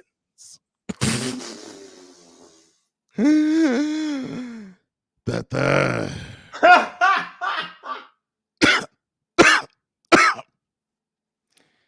And Ray sends his regards. He still is hungover from the celebration last week with his with the Houston Astros. He drank so much lean that he did not want to do like what Pimp C did and die from drinking too much lean. So he decided to get off that lean for now. But yeah, he's tipping on foes out in Antoine and Tidwell. We wish you well, buddy. It's awesome. It's awesome. Now, it's so great to see you all in the congregation this morning. Oh my goodness, it's wonderful. It's wonderful to see you all. Oh, wait a minute. I gotta walk to the right studio setup. Give me a second here. As I pass it. There we go. Now we got the right setup. There we go. Yeah. Now you have come to be in the congregation of the City Fifth, and I'm so glad that you're here. And in the City Fifth, Ray wanted me to show you that he feels your pain, because we are the church where we believe that LeBron James is the man. And we espouse all of this. White lady, be quiet. Now, we espouse all of this because, let's be honest, I get rich off this. Excuse me, bitch. I said, I get rich off this, Karen. Now, as I was saying, Ray sent me this clip. He wanted me to play it for you, so I'll play it right now. The whistle will be blown when I get hit. I mean, 4 free throws once again. I looked at a lot of guys tonight, shoot a lot of jump shots, and they going 9, 13 times to the free throw line. I got to learn how to flop or something. Seriously, I need to learn how to do that. Swipe my head back or do something to get to the free throw line, because Ray said something to the effect of that the league has it in for LeBron. That he can't draw the fouls like he used to. So now he feels as though he needs to flop. You tripping? What type of he don't need to flop. No, he just needs to play his game. I mean, that's what it's about. Just play his game. I mean, he's in his 20th season. That man is a chiseled rod god. He does not need to resort to any tactics such as flopping. Besides, he doesn't know how to flop. You tripping? Now, Ray also wanted me to show you he said the point total. I think that's what he called it. Yeah, the point total board. Yeah, he said that he said the assist needs to surpass. How do you say? He said Maggie Jensen. Yeah, and yeah, it didn't change from last week. It's 27, but Maggie. And then he tried to coach me on saying it. Maggie Jensen. I don't understand what that is. And then points needed to dethrone. Who is Carissa Adila-Jabilum? Oh, well, anyway, and he coached me to say that too. Carissa Adila-Jabilum. I'm like, what the heck? 1,076 Kareem Abdul-Jabbar, you dumbass. I am a pastor of the. No, I'm sorry. I am the Right Reverend Dr. Cardinal Bishop Deacon Pastor of the Most High God. You will respect me, otherwise you will have this fool's moan him. Moan him. Moan him. As I was saying. Yeah, he wanted me to say all of that, but you all did not come into City Fifth for all of that. You came for Simon, and that's what you're gonna get right after. This edition of the LJPN is brought to you by Grimy Chapstick. No more chip and chap. Now, back at the City Fifth, I'm so glad you're here. and the reason why this church preacher LeBron is simple. It's simple because you may not drive a great big Cadillac, but I do. I do, because I'm in the barbershops, the nail salon, the grocery store, and all y'all ain't talking got about any nails, man. And all y'all talking about LeBron James versus Michael Jordan, LeBron James versus Magic Jensen. He says, yeah, that's Magic Johnson. LeBron James versus look, the Usher. Get this errant fool that wants to interrupt this man speaking. He wants to interrupt your right Reverend Dr. Cardinal Bishop, Pastor Deacon. Get him out of the audience. Hey, and if you don't, hey, I will replace you with a buffer. I'll replace you with a buffer. Hey, I'll replace let me you with a go. buffer. Let me go. Hey, I don't care who you. I don't care how big. Let me go. Let me go. Hey, let me out of here. Will you let it? Hey, I told you I'm not good at the. Thank you for treating him like Jazz from The Fresh Prince of Bel-Air. Now, as I was saying, now here at the City Fifth, Ain't nobody got time for that. You came here to hear a sermon, and like I said, you know, you all made me rich because I do drive a great big Cadillac with gangster white walls, TV antennas in the back. And I know some of you chumps out there, you may not have a car at all. I understand it. I understand, but because you all give to the City Fifth, I'm a rich man.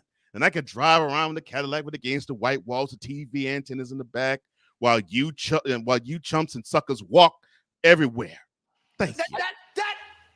That is blasphemous. But remember, brother, it gets Stephen A. Smith out of this here. You say such a thing. Now, but remember, brothers and sisters, you can still stand tall. Just be thankful for giving to the 65th. Thank you. Thank you. Thank you. Woo, preach, Pastor. And how? Woo. But yeah, now we have to get into the sermon. Let's get this sermon for a second. Again? No. Or it's things that disqualify you from talking about LeBron. I say again, the sermon for today is things that disqualify you from critiquing LeBron. And we're going to get to the disqualified number one. Here it is. You got to be at least 6 feet 2 inches tall, because if you ain't 6 feet even, just throw the whole human being away. Now, it's a doggone shame if you Muggsy Bogues size and you talk ill about LeBron James, because the dude is 1 foot and 6 inches taller, and you being, some of you chumps being 5'3" and nothing, you all talk all this ill stuff about LeBron. Stop it. You don't have the skill set to talk. Chill with it, as they say out the street. Disqualifier number 2. You gotta be at least 10 years in the game doing whatever it is you do, not to include thumb calisthenics. Now, for those of you out in the audience that know what calisthenics is, it's exercising. That's what it means. So I know, Ray, I know that's a little too much for you. There's too many syllables for you. Yeah. Calisthenics. Just think exercise. Just think when one of those chumps are on your joystick. Yeah, that's what they're talking about. But it's on the keyboard, not on your member. Anyway, as I was saying, you all cannot talk ill if you don't have the juice to say anything. I do, because I've done this 20 years, and all of you in the audience are baby rich in doing this for 20 years. That's why you see the stained glass windows in the back, all about LeBron, because you all, because of LeBron, have made me a rich man out in here. Thank you, Jesus. Disqualifier number 3. Someone, a minimum of 15 people, would have to identify you. Hold on a second. Look, you ignorant Negro. I want stuff to be typed right. Look, I'm not like that Ray fool on LJPN. I want it done right. But that's how you hear gave me? it. I want it done right. Learn It is right. Act as if you speak English, son. Goodness gracious. But anyway. That's how you gave it to Anyway. me. Someone would have to identify you as being top 5 great at whatever it is you're good at. Lord. Firstly, go back to grammar school. Secondly, let's get this understood.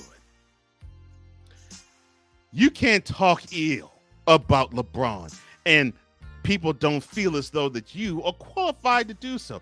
I'm qualified to do so, but I don't feel the need to talk bad about this guy. I mean, he's such a pillar in the community. He's such a pillar with his family. He's such a pillar with the NBA. He's such a pillar everywhere he goes, and he's definitely such a pillar to me. That's look at me. Look at me. I'm the flyest nigger that you ever seen on a pulpit.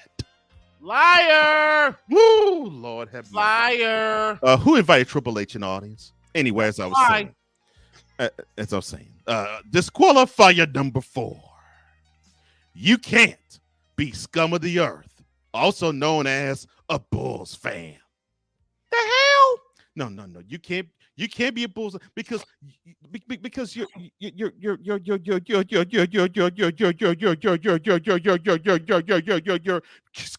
perspective is skewed. It's all over the place. It ain't right. That's why they say scum the earth, aka Bulls fan, because they say, we saw greatness with Jordan and nothing else matters. And they don't entertain anything outside of that. So I understand why they would say scum the earth or Bulls fan, because they think Jordan is great, they think Pippen is great. And they are, damn it.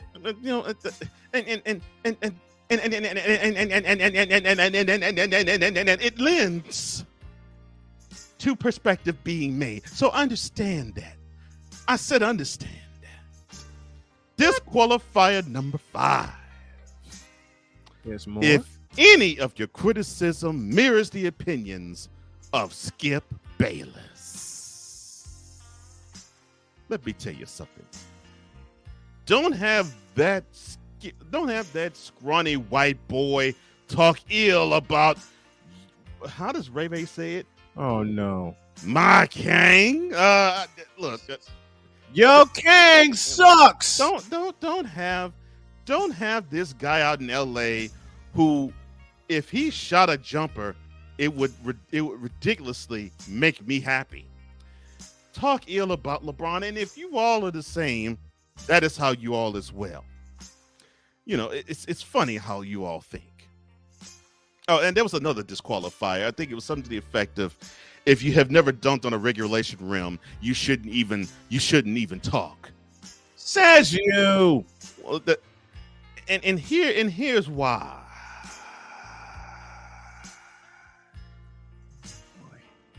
You have to know what you're talking about in order to critique.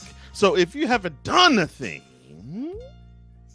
listen to what I'm saying to you.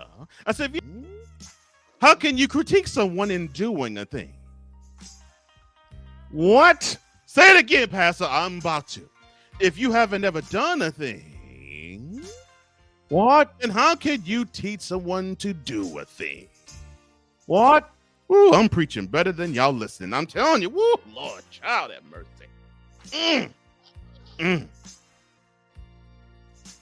In conclusion, if you don't meet the criteria, go back to the, oh, Lord have mercy. Hold on a second. Lord have mercy. See, these idiots here, they just don't know what they're doing.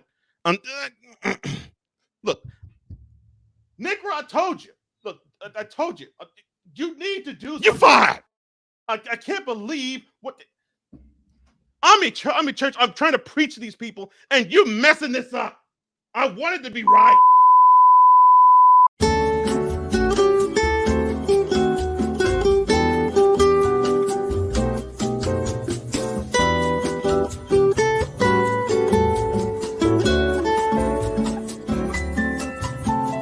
We are experiencing technical difficulties. Please stand by. The host needs to collect himself for a moment or two. Please stand by. The host simply can't believe how people can be such dolts and idiots. Please stand by. We now return you to your regularly scheduled programming, already in progress.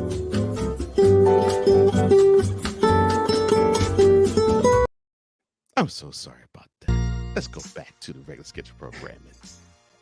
Now, what the brother was saying, and the guy that just got fired off of the visual board. Holy on smoke!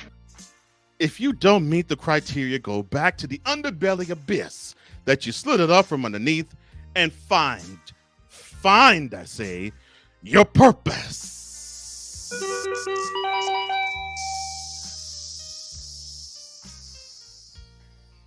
I said, find your purpose.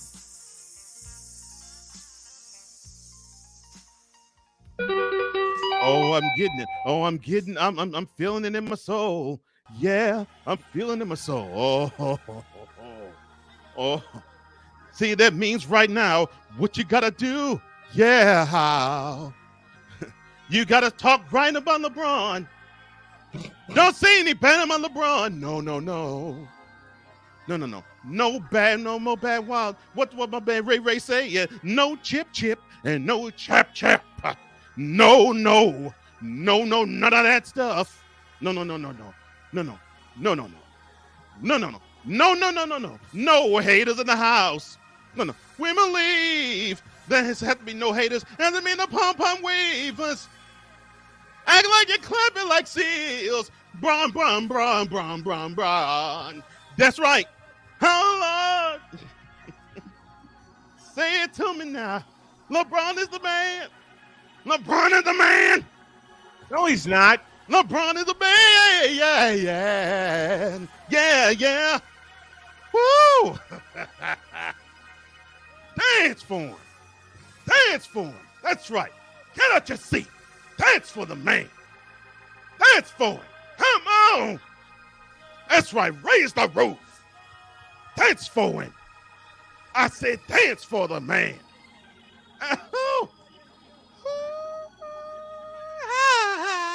Yeah. I'm feeling in my bones.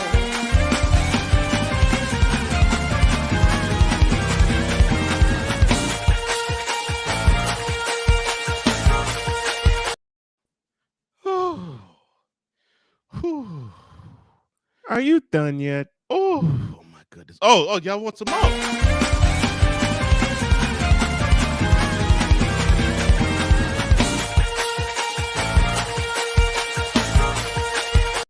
Ooh, all right. Ooh, Lord have mercy. Now, ooh. I think I just broke my chair. Now. Now, for those of you who really want to further this ministry, you all got to give. You see the Cash App below. That's right, at $ Tallman Dr. K50. You could also do that at $ Host Cole Johnson. That's right. The Cash Apps are wide open. Pour into the ministries and let it further you and LeBron. Because Bron is the man. So I realized that I think, even though it's not advertised, right, there has to be a place for stupid people. We don't know because we're not stupid, so we don't know anything about it. It's like a secret club society. Oh my gosh. So I come to the conclusion that he graduated from SU, stupid university. Yeah, all the stupid ass letters that go along with graduating high honors of being stupid. I can't do no more, man. Aminos, dominos, vamonos. Stupid university, where everyone graduates magna cum stupid.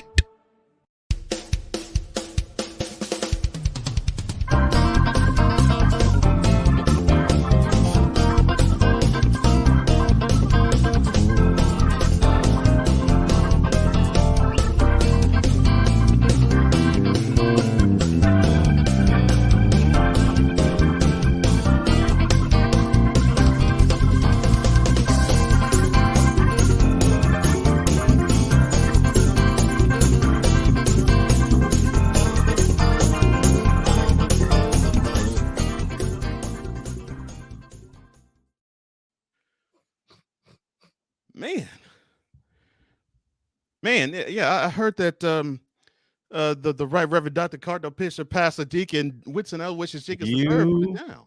Are and ass. Have a great day. God bless. Remember to make your next move your best move. And folks, always remember, if your dreams don't scare you, I don't remember asking you a thing. Oh, not that. If your dreams don't scare you, then the City Fifth will. We're out of here. See you tomorrow.